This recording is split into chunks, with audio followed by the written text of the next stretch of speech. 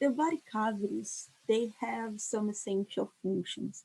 The main functions of the body cavities are to protect the organs from shocks and impacts coming from the exterior of the body. These body cavities, they permit considerable changes in the size and the shape of the internal organs. For example, when you're inhaling and exhaling, your thoracic cavity, it changes, it expands and contracts. We have the ventral body cavity that we call coelom, that is divided by the diaphragm, and it separates the thoracic cavity and the abdominal pelvic cavity. The body cavities, all of them, they contain the viscera. Viscera are all the internal organs, our soft organs. And these body cavities, they are lined by a serous membrane that we call serosa. This membrane lines the body cavities and covers the organs in the body cavities. It basically consists of parietal and the visceral layers. The parietal layer is the outermost that lines the cavity, and the visceral is the layer that covers each individual organ inside the cavity. The thoracic cavity is divided in right and left pleural cavities, and inside the pleural cavities, you can find in the right pleural cavity, the right portion, your right lung, and in the left lungs. The mediastinum is the upper portion that is filled with blood vessels, the trachea, the esophagus, and also the thymus. In the lower portion is the portion that contains the pericardial cavity. The pericardium, peri is around or in the periphery, and cardios is the heart. So this lower portion is contains the cavity where the heart is located within. So here we can see the pleural cavity where we find the lungs. Here is the pericardial cavity where the heart is inside. We have the diaphragm dividing, and here we are gonna see this bigger portion is the abdominal cavity where we have the peritoneal cavity and the abdominal cavity. Also here, the bottom we have the pelvic cavity where we have our bladder, uterus, prostate. So basically, this serosa works as a balloon hovering around the organs. So we'll have the membrane around and this cavity that helps with the impact absorption. Here we have in the anterior view, we can see the sternum here. In the posterior view, we can see a vertebra here. So here we find the pleural cavity, all the purple. We have the left and the right. Outermost is the parietal pleura, and innermost here around the heart, we have the pericardial, where the heart's located is the pericardial cavity. In the abdominal pelvic cavity, we find the peritoneal cavity. The peritoneal cavity is a chamber inside the abdominal pelvic cavity. And in this chamber, we have the parietal peritoneum, that is the outermost layer that lines the internal body wall. And we have the visceral peritoneum, that is the membrane, the serosa that covers each organ. We have in the superior portion the abdominal cavity that is separated by diaphragm, and we have the diaphragm to the top of the pelvic bones, In this abdominal, the superior portion of the abdominal cavity, we have the digestive organs and the retroperitoneal space. That's an area posterior to the peritoneum and anterior to the muscular body wall. So it's like this. We have here the peritoneum, and here we have the body wall. Inside this cavity, we have the pancreas, the kidneys, the ureters, and parts of the digestive tract. In the inferior portion, we have the pelvic cavity. The pelvic cavity is medial to the pelvic bones. What does it mean? Here I have my pelvic bones. Let's pretend that this is my pelvic bones. So it's medial. So right here in the middle, we have the pelvic cavity. The pelvic cavity contains the reproductive organs, the rectum, and the bladder. And now a topic that's very, very important in biology. That's homeostasis. Homeostasis is equilibrium. So the homeostasis is basically the ability, oops, sorry.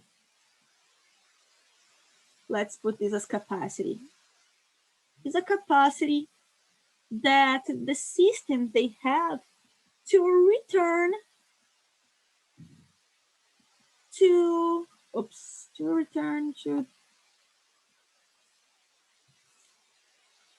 the status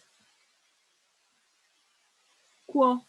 Status quo is the initial balance state. So the homeostasis is the capacity that the system have to return to the status quo after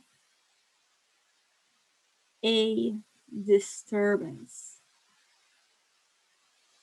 Okay, so all body systems, they work together to maintain a stable internal environment that's good for everybody. So the systems, they respond to any external or internal changes to keep those variables within the normal range. When we talk about normal range, if we talk about temperature, the normal range of the body temperature is 36 degrees Celsius, and our body has a neutral-ish pH. Our blood, for example, the pH of the blood is around 7.4. And so these are the conditions that I'm saying that they are the normal range, like blood pressure 10 by 100 by 6 is a normal range. So anytime that something disturbs this equilibrium, all the systems in our body, they're gonna work together to get back to the normal. And this is what homeostasis is the equilibrium. So we have systems that they regulate the homeostatic system. We have the auto-regulation, that are the automatic responses in a cell or tissue or organ to any environmental change. And we have the extrinsic regulation, that are responses that are controlled by the nervous and endocrine system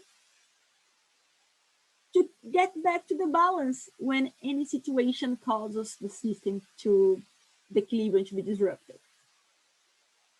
So a homeostatic regulatory mechanism is constituted by a receptor.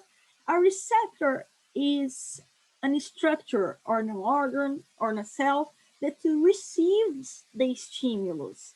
And then this stimulus is transmitted to the control center. And this control center that stimulus is processed, and this is gonna release a signal, and this signal is gonna be sent.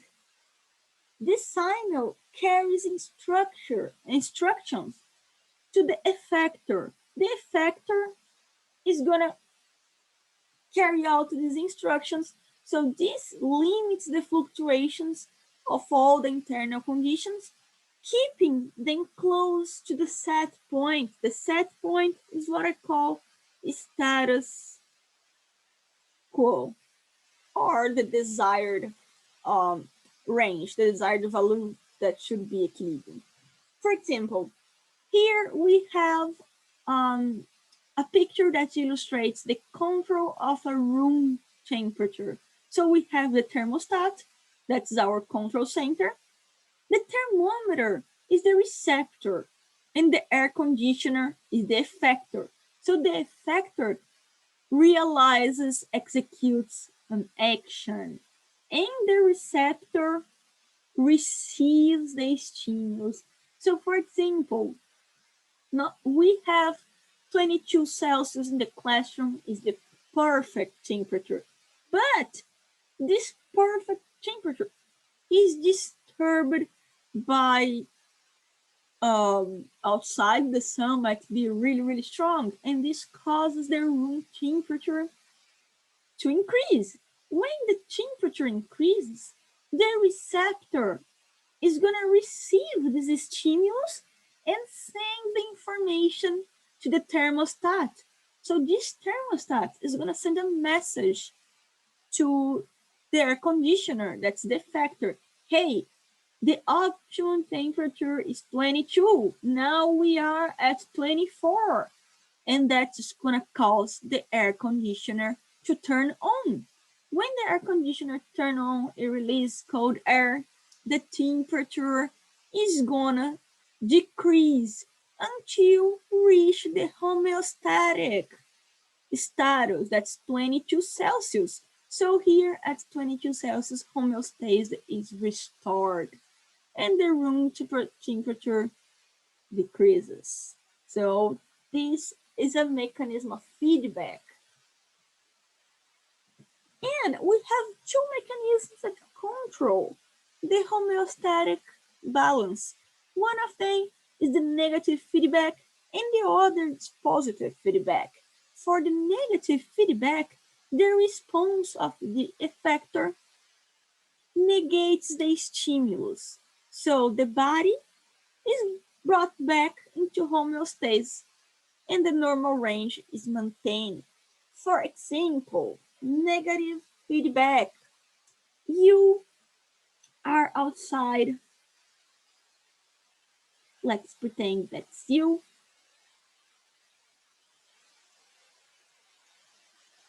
Head outside playing with your sweatshirt.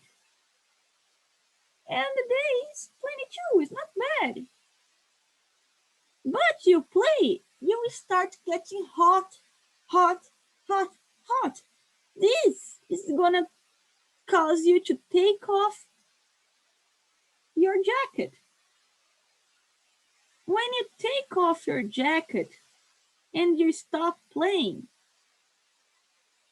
you will start feeling cold again because the homeostatic condition was disturbed. So your body was at 36 Celsius with your jacket, and the day outside 22. When you take off your jacket, your body is gonna get close to the 26 degrees, for example, and you start shivering. Why do you shiver? When you shiver, your body moves, and this motion produces heat. When you produce heat, your body goes back to 36 degrees. So when your inner thermostat, your brain, realize that your body is warm enough, it sends a message that causes you to stop shivering. When you stop shivering, you don't produce any more heat because you are already in the balance. So the negative feedback is when the product, it inhibits its own production. In the human body, we have some well-known negative feedback mechanism. When we are talking about cellular respiration, or let's think about plants, photosynthesis. In the photosynthesis, the glucose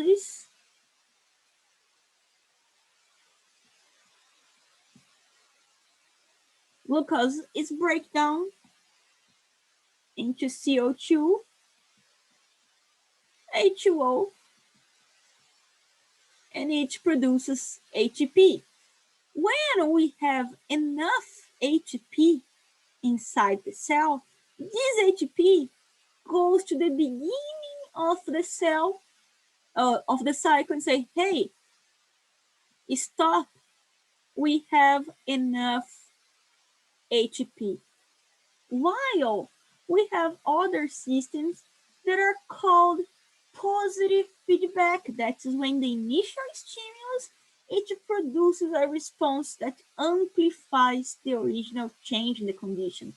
The body moves away from homeostasis, so the normal range it's not maintained. A positive feedback loop completes a dangerous process quickly to reestablish homeostasis. So one of the examples of positive feedback loop is during labor. During labor, one of the hormones that is released during the contractions causes the brain to release even more of that hormone that in normal conditions is very dangerous. But during labor, this hormone is essential for the baby to be birthed. So how more the how higher is the production of this hormone, more hormone is gonna be produced. So I have my hormone here that's gonna send messages to my brain, that's gonna cause my brain to produce even more hormone, that is gonna cause signals to my brain to produce even more hormone, all that to give birth. When the baby is born, there is no more contractions. So this feedback mechanism stops and the body goes back to the normal state, to homeostasis. And why this feedback mechanism occurs? Because the baby needs to be born during that range of time. If the baby passes the time to be born, it can be can be harmful, can be deadly for the mom and for the baby. So we have some examples here of positive feedback, and I'm gonna make this video available later on. Thank you very much. This was the portion of the lecture for today.